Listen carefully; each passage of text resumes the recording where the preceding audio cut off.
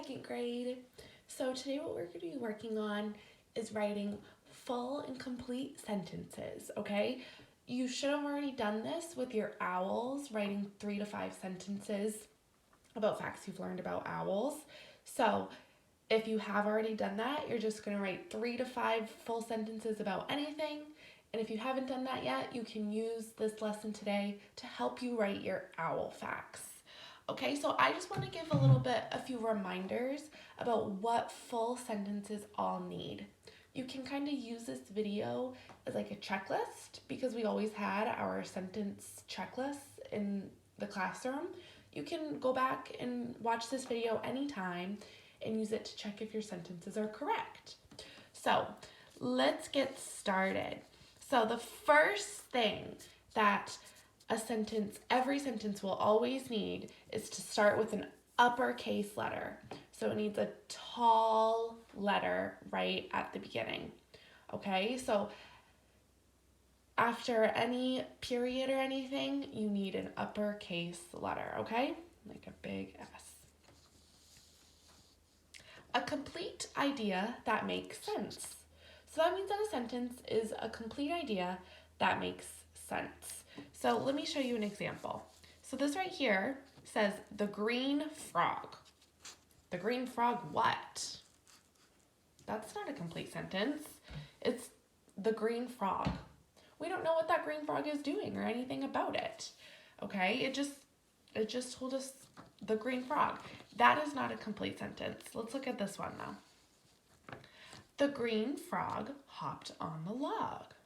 Okay, that is a complete sentence because we have the subject, okay? And then we have what the subject is doing. That is a complete sentence. That is a full idea. All right.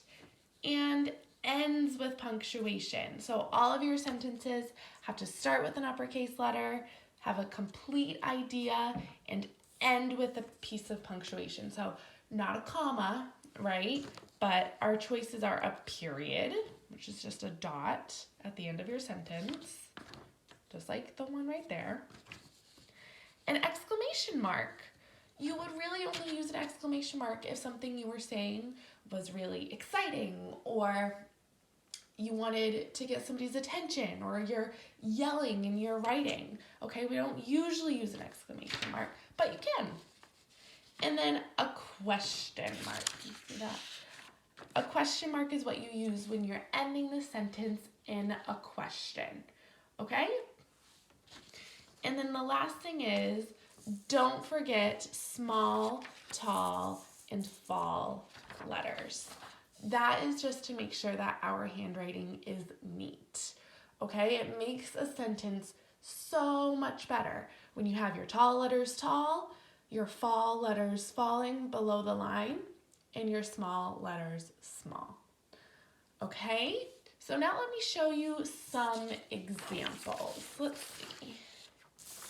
Okay, I'm gonna go one at a time here. There are 225 different types of owls. I started with my capital letter. It is a complete idea, okay?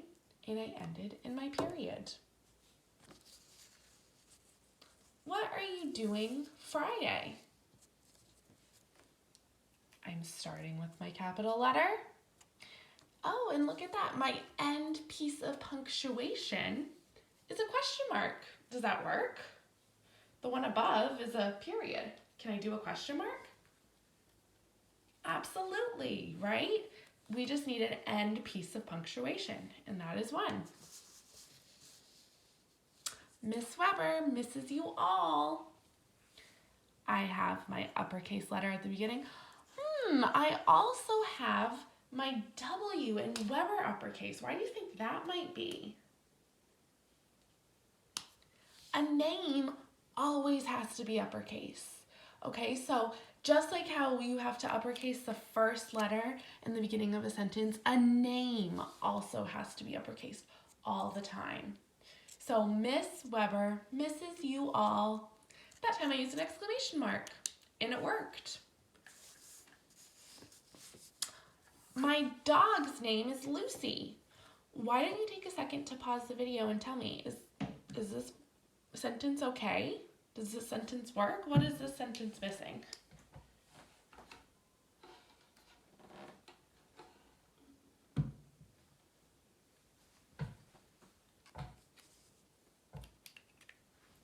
Are you ready? Okay, well, first of all, my M has to be uppercase because it's the first letter in a sentence. Should my Y be this tall Y? No, this Y needs to be lowercase. My dog's name. No. This N is in the middle of the sentence, right? There's no reason this N should be a tall N. Same with this E, especially with letters in the middle of words. You should never, ever, ever have a capital or uppercase letter in the middle or end of your word. The only time you would ever have to uppercase a letter would be in the beginning. So there's no reason this E should be uppercase. My dog's name is Lucy. There's 2 more errors in this sentence. Can you spot 2 more errors? Well, one I can see right in a snap is that I don't have an end punctuation. That should be one of the first things we recognize. Our uppercase letter in the beginning and our end punctuation. And then a name has to be uppercase. Remember how I just said with my last name? Names of anything need to be uppercase, even if it's just a dog's name. Okay, so why don't I walk you through writing one sentence to show you my thinking as I'm writing a sentence.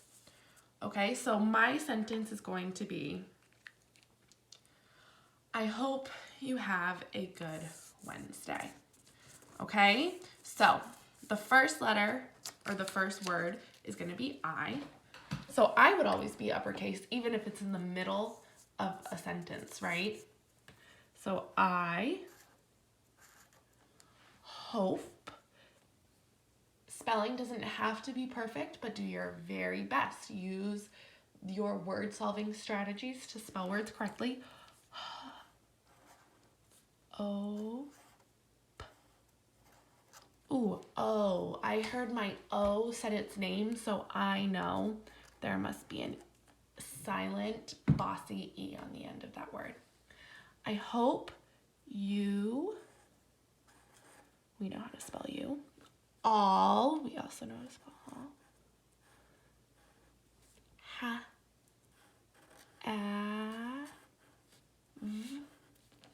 That doesn't look right. There we go. Have a good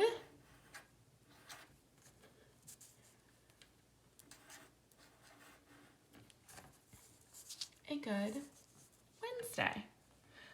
Okay, Wednesday is the first, or when you write a day of the week or a month, that needs to be uppercase. So Wednesday, Tuesday, I forgot to mention up here, actually, silly me, Friday, any days of the week always have to be uppercase, the first letter. So if I'm saying Wednesday, that needs to be uppercase.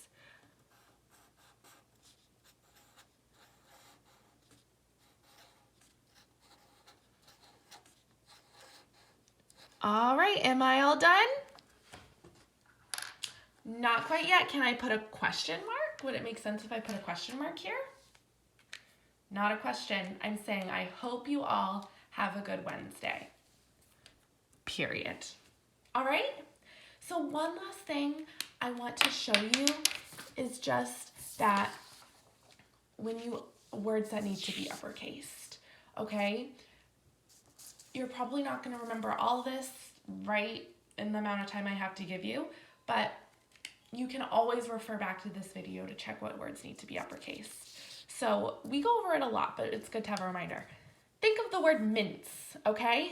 Mince. M-I-N-T-S. Months of the year and days of the week. Okay, just like how I did Friday.